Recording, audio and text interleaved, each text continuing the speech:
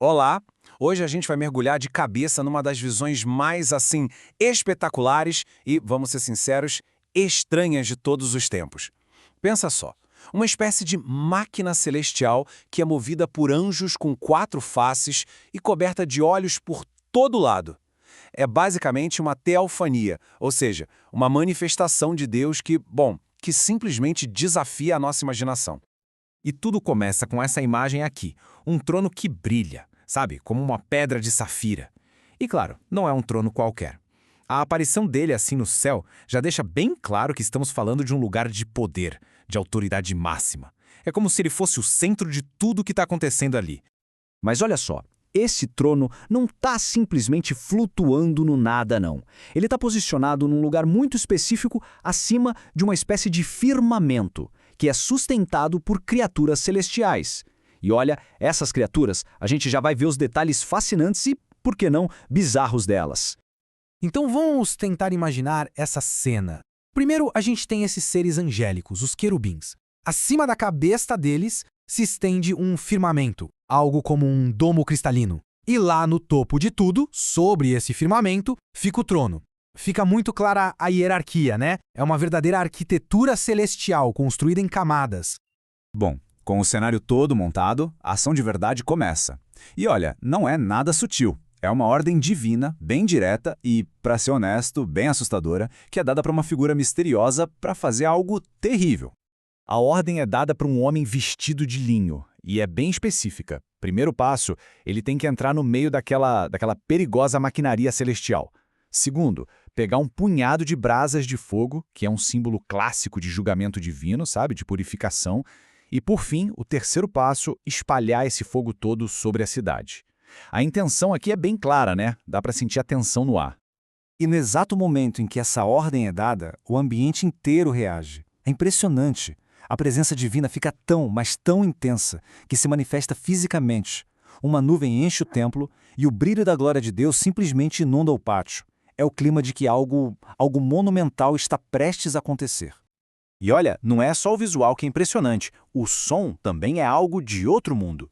O barulho do bater de asas dessas criaturas não é um som qualquer. O texto compara com a própria voz do Deus Todo-Poderoso, sabe? Um som que parece um trovão e preenche o lugar todo. É mais um sinal de que algo gigantesco, de proporção divina, está acontecendo. Certo, agora vamos falar da parte que talvez seja mais famosa e intrigante de toda essa visão. É uma coisa que deixou teólogos e artistas fascinados por séculos. As rodas. E pode apostar, elas são tudo menos comuns. Vamos pensar um pouco no que tudo isso significa. Primeiro, a aparência. Elas brilham como berilo, uma pedra preciosa, o que já dá um toque divino. A estrutura.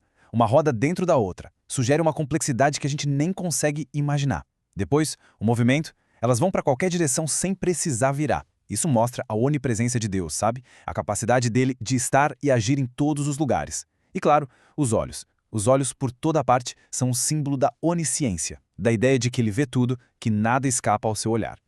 Aí fica a pergunta, né? Como é que essa máquina impossível funciona? Bom, o próprio texto dá a resposta. A lógica aqui não é mecânica, é espiritual. O mesmo espírito, a mesma força de vida que move os querubins, também está dentro das rodas. É por isso que o movimento deles é perfeitamente sincronizado. Para onde um vai, o outro vai junto. São basicamente duas partes de uma única coisa. Ok, já entendemos a parte, digamos, mecânica da coisa. Agora vamos focar nos operadores dessa máquina divina, nas criaturas vivas que estão no coração de toda essa ação. Exato.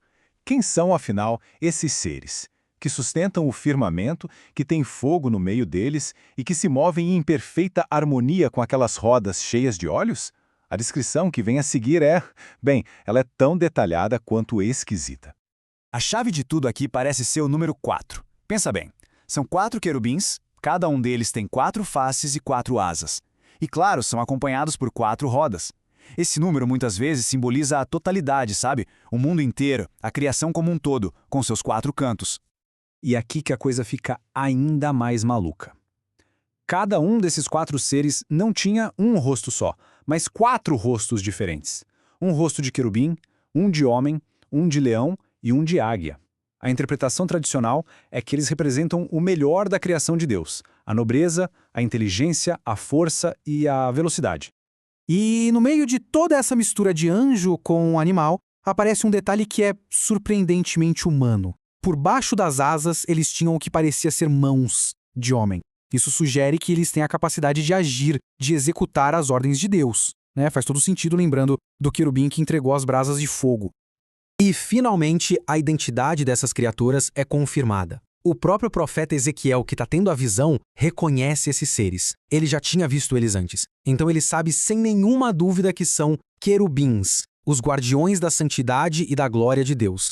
Bom, agora a gente chega no clímax da visão. Depois de toda essa demonstração de poder, de majestade, toda essa estrutura celestial começa a se mover. E não é um movimento qualquer, aleatório. É uma partida bem calculada e solene.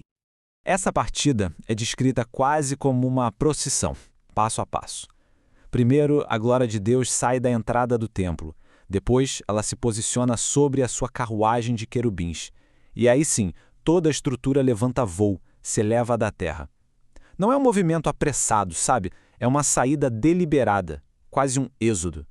A presença divina está literalmente abandonando o lugar que antes era seu lar. E assim a gente tem a imagem final, que é de tirar o fôlego. Todo aquele conjunto, querubins, rodas, asas, olhos, se movendo como uma coisa só. E acima de tudo, pairando sobre eles, está a glória de Deus. A imagem que fica é a de um poder soberano em movimento, partindo para cumprir algum propósito divino. E no fim, a gente fica com a mesma pergunta que ecoa há milênios. O que é isso? Uma carruagem divina mostrando que Deus pode se mover para onde quiser? Ou é um símbolo do julgamento que está por vir, com a glória de Deus abandonando a cidade antes da sua destruição? Talvez seja um pouco dos dois. A visão de Ezequiel não dá respostas fáceis, mas deixa uma imagem inesquecível. A de um Deus que não está preso a um lugar, mas que está sempre em movimento. Um poder cósmico, complexo e, no fim das contas, totalmente além da nossa compreensão.